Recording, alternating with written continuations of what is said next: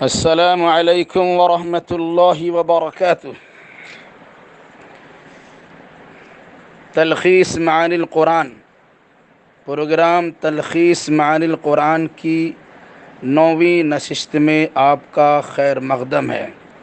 انشاءاللہ الرحمن اس نشست میں سورہ آل عمران کے کچھ احکام و مسائل اور کچھ آیتوں کا خلاصہ پیش خدمت ہے۔ سورہ آل عمران مدنیہ۔ وجہ تسمیہ: اس سورہ کی آیت نمبر 33 میں عیسیٰ علیہ السلام کے نانا اور سیدہ مریم کے والد گرامی عمران کا ذکر ہوا ہے۔ اس مناسبت سے اس کا نام علامتی طور پر سورہ آل عمران رکھا گیا۔ زمانہ نزول: یہ سورہ مدنی ہے اور مضمون سے اندازہ ہوتا ہے کہ اس کا نزول سن 3 ہجری میں غزوہ احد کے بعد ہوا ہوگا۔ مرکزی مضمون: اہل کتاب اور بالخصوص اس کی دوسری شاخ نصارہ یعنی عیسائیوں کی کارستانیوں پر گرفت کرتے ہوئے اہل ایمان کو اہل کتاب کے نقش قدم پر چلنے سے منع کیا گیا ہے اور رسالت محمدی پر مکمل ایمان و اعتقاد کے ساتھ مشترکہ باتوں میں پوری دنیا کو دعوت اتحاد دی گئی ہے۔ تعداد آیات: سورہ آل عمران میں 200 آیات ہیں۔ آیت نمبر 1 سے لے کے 9 تک میں اس حقیقت کو واضح کیا گیا ہے کہ اللہ ہی پوری کائنات کا خالق و مالک ہے، کوئی بھی چیز اس سے مخفی و پوشیدہ نہیں ہے۔ اسی نے انسان کو تخلیق فرمائی ہے اور اس کی رشد و ہدایت کے لیے وحی نازل فرماتا رہا ہے۔ اسی نے تورات، انجیل اور دیگر کتابیں نازل فرمائی ہیں اور گزشتہ کتابوں کی تصدیق کے لیے اپنا آخری پیغام انسانیت کے نام بشکل قرآن محمد عربی صلی اللہ علیہ وسلم پہ نازل فرمایا ہے۔ حق و باطل میں تفریق کرنے والی کتاب قرآن 2 قسم کی آیتوں پر مشتمل ہے: محکمات و متشابہات۔ متشابہات کے پیچھے وہی لوگ پڑھتے ہیں جن کے دلوں میں کجی ہوتی ہے، جن کا مقصد فتنہ پروری ہوتا ہے۔ البتہ علم میں پختگی اور مکمل مہارت رکھنے والے فتنہ پردادوں سے ہوشیار رہتے ہیں اور اپنے ایمان کی سلامتی کے لیے رحمت الہی کے طلبگار ہوتے ہیں، کیونکہ ان کی نگاہ میں آخرت ہوتی ہے جہاں سارے افراد کو جمع کیا جائے گا اور ذرہ ذرہ کا حساب لیا جائے گا۔ آیت نمبر 10 سے 17 تک میں بروز قیامت کفار و مشرکین کے مال و اولاد کچھ بھی کام نہ آئیں گے۔ زمان رسالت کی کفار و مشرکین کو تنبیہ: غزوہ بدر میں شکست فاش کو مد نظر رکھنے کی تاکید اور اہل ایمان کے شاندار مستقبل کی جھلکیاں بیان کی گئی ہے۔ فتح و نصرت اور غلبہ و کامیابی مشیت الہی پر موقوف ہے۔ پھر انسانی مرغوبات کا تذکرہ ہے: خواتین، اولاد، سونے چاندی کا ڈھیر، نفیس گھوڑے، مویشی جانور اور کھیتیاں وغیرہ، یہ سب انسان کی چاہتے ہیں، جبکہ تقوی و طہارت سب سے اہم سرمایہ ہے، جس کے بدلے جنت کی پربہار نعمتیں اور پاکیزہ بیویاں اور اللہ کی رضامندی حاصل ہوں گی۔ آیت نمبر 18 سے آیت نمبر 25 تک میں اللہ تبارک و تعالیٰ اپنی الوہیت کی شہادت خود دے رہا ہے۔ فرشتے اور اہل علم بھی اس کی گواہی دیتے ہیں۔ اللہ کے نزدیک اصل دین تو اسلام ہی ہے۔ اہل کتاب بغض و عناد، حسد و جلن کی وجہ سے دین اسلام کے آخری اور مکمل ایڈیشن کے تسلیم کرنے کو تیار نہیں ہیں۔ اہل کتاب اور اہل شرک و کفر کو اسلام کی دعوت دینا آپ کا کام ہے۔ تسلیم کر لے تو ٹھیک، ورنہ اس کا وبال انہی کو بھگتنا پڑے گا۔ اہل کتاب کے سارے اعمال اکارت و برباد ہو گئے، جنہوں نے آیت الہی کی تکذیب کی، انبیاء مرسلین کو ناحق قتل کر دیا تھا، فیصلہ الہی سے انحراف ان کا شیوا تھا اور تمناؤں کی زندگی بسر کرنے لگے تھے۔ اہل ایمان کو ان کی زندگی سے درس عبرت لینے کا حکم دیا گیا ہے۔ آیت نمبر 26 سے لے کے آیت نمبر 32 تک میں پوری کائنات کا تنہا مالک اللہ ہی ہے۔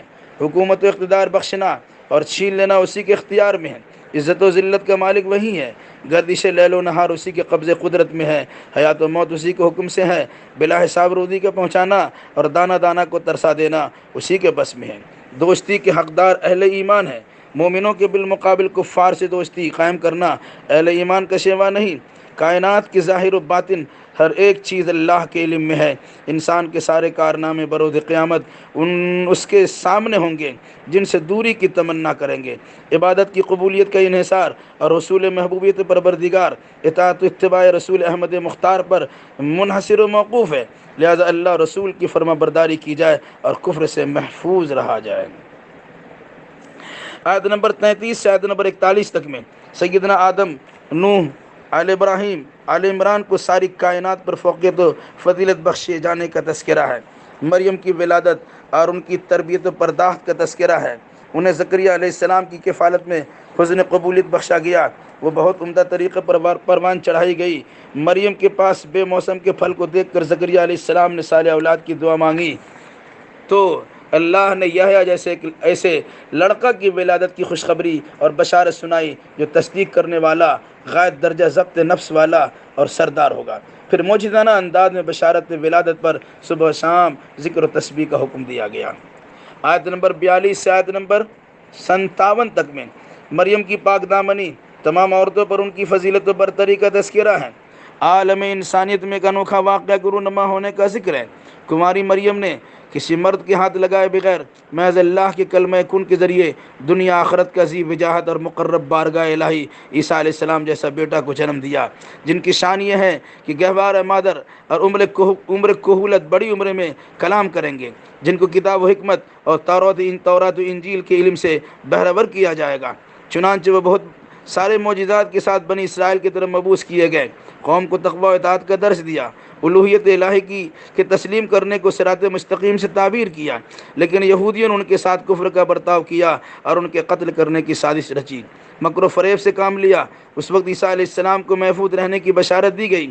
آپ کے ماننے والوں کو یہودیوں اور کافروں پر فوقیت و غلبہ عطا کیا گیا، اور کافروں کو دنیا آخرت میں زبردست عذاب کا سامنا کرنا پڑے گا، البتہ اہل ایمان کو بھرپور اجر و ثواب سے نوازا جائے گا۔ آیت نمبر 58 سے آیت نمبر 63 تک میں سیدہ مریم اور عیسیٰ علیہ السلام سے متعلق تفصیلات بیان کرنے والی آیات حکمت سے لبریز نصیحتوں پر مشتمل ہیں۔ تخلیقی اعتبار سے عیسیٰ علیہ السلام کی مثال آدم علیہ السلام جیسی ہے، وہ بغیر ماں باپ کے پیدا ہوئے اور یہ بغیر باپ کے پیدا کیے گئے۔ عیسیٰ علیہ السلام کے مخلوق ہونے پر نصارہ اگر حجت و تکرار کرے تو انہیں دعوت مباہلہ دے دیجیے۔ قرآن کا بیان کردہ واقعہ مبنی بر صداقت ہے۔ جب بغیر والدین کے پیدا ہونے والا آدم معبود نہیں تو صرف بغیر باپ کے پیدا ہونے والا عیسیٰ معبود کیسے ہو سکتے ہیں؟ شرک و عقیدہ و تثلیث فسادی عقیدہ ہے، اس سے ہوشیار رہا جائے۔ آیت نمبر 64 سے آیت نمبر 71 تک میں اہل کتاب کو دعوت اتحاد دی گئی ہے کہ مشترک اور متفق باتوں پر اتحاد کر لیا جائے جو ہمارے اور تمہارے درمیان برابر ہیں، جنہیں تم اور ہم دونوں ہی تسلیم کرتے ہیں۔ عبادت بلا شرکت غیر اور غیر اللہ کی الوہیت سے انکار، یہ دو بنیادی عقائد ہیں جنہیں اہل ایمان اور اہل کتاب دونوں ہی تسلیم کرتے ہیں۔ پھر مسلمہ شخصیت ابراہیم علیہ السلام سے متعلق وضاحت ہے کہ یہودیت و نصرانیت سے ان کا کوئی علاقہ و واسطہ نہیں ہے، بلکہ دین حنیف کے پابند تھے، شرک سے مکمل بیزار تھے۔ ابراہیم علیہ السلام سے انتساب انہی کا درست ہوگا جو ان کا پیروکار ہوگا۔ محمد صلی اللہ علیہ وسلم اور ان کی امت اہل ایمان ہی اس نسبت کے مستحق ہیں جنہوں نے ان کے مکمل پیروی کی ہے۔ اہل کتاب گمراہی کے دلدل میں پھنس چکے ہیں، لہذا ان کی دلی خواہش ہے کہ مسلمان بھی گمراہی سے دوچار ہو جائے، اس لیے یہ حق و باطل کی آمیزش سے باز نہیں آتے اور عمدن حق کو چھپانے کے در پہ ہیں۔ آیت نمبر 72 سے آیت نمبر 78 تک میں اسلام سے متعلق غلط پروپیگنڈا کرنے والے بعض یہودیوں کی کارستانیوں پر گرفت کی گئی ہے۔ اہل ایمان کو راہ راستے پھیرنے اور یہودیانہ مختلف تدبیروں کا پردہ فاش کرتے ہوئے ان کی ہمنوائی سے منع کیا گیا ہے۔ یہودیوں کی خباثت باطنی کا اظہار ہے کہ عصبیت و تنگ نظری ان کی فطرت ہے۔ جھوٹی قسم کھانا، عہد و میثاق کی خلاف ورزی کرنا یہودیوں کی امتیازی شان ہے۔ باتوں کو توڑ مروڑ کر پیش کرنا، جھوٹی باتیں اللہ کی طرف منسوب کرنا ان کا تر امتیاز ہے۔ آیت نمبر 79 سے لے کے آیت نمبر 80 میں اس حقیقت کا اظہار ہے کہ انبیاء مرسلین اپنی بندگی نہیں کراتے بلکہ اللہ کی عبادت کا مخلصانہ درس دیتے ہیں۔ آیت نمبر 81 سے آیت نمبر 82 تک میں عظمت رسالت محمدی کا تذکرہ ہے۔ سیدنا آدم علیہ السلام سے عیسیٰ علیہ السلام تک تمام نبیوں سے عہد و پیمان لیا گیا کہ کتاب و حکمت کے مل جانے اور ثبوت و رسالت سے سرفراز کیے جانے کے بعد بھی کسی نبی کی زندگی میں نبی آخر الزماں محمد صلی اللہ علیہ وسلم کی بعثت ہو جائے تو ان پر ایمان لانا، ان کی حمایت و نصرت کرنا ہر ایک نبی کے لیے لازم و ضروری ہوگا، اور ان پر ایمان سے دوری اور ان کی مدد سے لاپرواہی فسق اور ضبط نبوت کا سبب بنے گا۔ تمام انبیاء کرام نے اس عہد و پیمان کو تسلیم کیا اور بار گناہ کو اٹھانے کا اقرار کرتے ہوئے شہادت و گواہی دی، اور اللہ نے بھی ان کی شہادت پر شہادت دے دی۔ آیت نمبر 83 سے آیت نمبر 85 تک میں اسلام ہی اللہ کا پسندیدہ دین ہے، تمام نبیوں نے اسی کی دعوت دی ہے۔ جو شخص دین خالص سے انحراف کرے گا بالیقین دنیا آخرت کے خسارہ اور نقصان سے دوچار ہوگا۔ آیت نمبر 86 سے آیت نمبر 91 تک میں ایمان کو چھوڑ کر ارتداد انحراف کرنے والے اہل کتاب پر اللہ، فرشتوں اور تمام لوگوں کی لعنت ہے، کیونکہ یہ ہدایت سے محروم ہو چکے ہیں۔ اگر بغیر توبہ ہی کے موت سے دوچار ہو جائیں گے تو مستقل لعنت ہی میں گرفتار رہیں گے، اور اس میں کسی قسم کی تخفیف بھی نہیں کی جائے گی، اور نہ ہی کچھ بھی مہلت مل سکے گی۔ البتہ اگر توبہ استغفار کے بعد اپنی اصلاح کر لے تو ان پر رحم و کرم بھی کیا جائے گا، ان کی مغفرت و معافی بھی ہو سکے گی۔ لیکن ارتداد کے بعد کفر میں بڑھتے چلے جانا اور توفیق توبہ سے محروم رہ جانا اتنا بڑا جرم ہے کہ روئے زمین کی ساری دولت خرچ کر کے بھی جہنم سے بچا نہیں جا سکتا۔ آیت نمبر 92 سے لے کے آیت نمبر 101 تک میں نیکی کا مقام حاصل کرنے کے لیے اپنی سب سے زیادہ پسندیدہ چیز اللہ کی بارگاہ میں پیش کرنا ہوگا۔ خالص اللہ کی بندگی کے لیے روئے زمین پر جو سب سے پہلا گھر تعمیر کیا گیا وہ مکہ میں بیت اللہ الحرام ہے، جو تمام تر خیر و خوبی کا سرچشمہ ہے، جہاں قدرت کی بے شمار نشانیاں ہیں۔ اس کے حدود میں داخل ہونے والے امن و امان کی دولت سے مالا مال ہو جاتے ہیں۔ صاحب استطاعت پر حج بیت اللہ کرنا فرض ہے۔ اس فریضہ سے بے اتنائی برتنے والا کفر کا مرتکب ہو جاتا ہے۔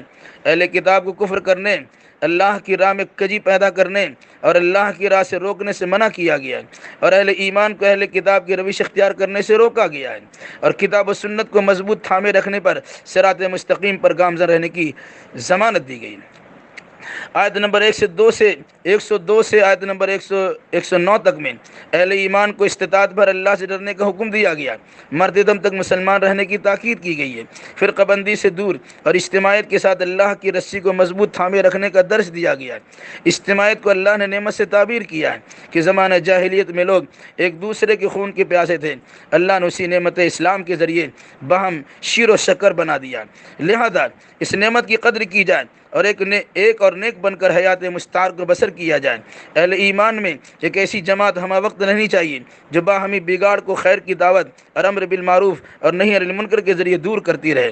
اگر تمہارے اندر ایسے اوصاف پائے گئے تو تمہیں فلاح و کامرانی کی ضمانت دی جاتی ہے، لہذا واضح ہدایت کے آ جانے کے بعد فرقہ بندی سے دوچار ہونے والے اہل کتاب کی روش اختیار نہ کیا جائے، ورنہ قیامت کے عذاب شدید کی وعید کو مد نظر رکھو۔ اب تمہارا اختیار ہے، چاہو تو سرخرو ہو کر امن و راحت کی جگہ حاصل کرو، یا روح سیاہ ہو کر جہنم رسید ہو جاؤ۔ یاد رکھنا وہاں کسی پر کچھ بھی ظلم نہیں ہوگا، بلکہ مالک ارض و سما کا فیصلہ مبنی بر عدل و انصاف ہوگا۔ آیت نمبر 110 سے آیت نمبر 115 میں امت محمدیہ کی امتیازی شان کا تذکرہ ہے۔ یہ خیر امت کے منصب پر قائم ہے، جسے کارزار حیات میں انسانیت کی رشد و ہدایت کے لیے پیدا کیا گیا ہے۔ خود ایمان باللہ کے زیور سے آراستہ ہو کر امر بالمعروف اور نہی عن المنکر کے ذریعے اصلاح و فلاح کا کام انجام دیں گے۔ اس راہ میں ان کی زبردست مخالفت ہوگی، لیکن کوئی ان کا کچھ بھی بگاڑ نہیں سکے گا۔ اہل کتاب پر کفر، قتل انبیاء اور حد سے تجاوز کرنے کی پاداش میں ذلت و مسکنت کی لعنت برس رہی ہے۔ اگر اللہ اور لوگوں کا سہارا انہیں میسر نہ ہو تو کوئی بھی انہیں ذلت و خواری کی پستی سے نکال نہیں سکتا۔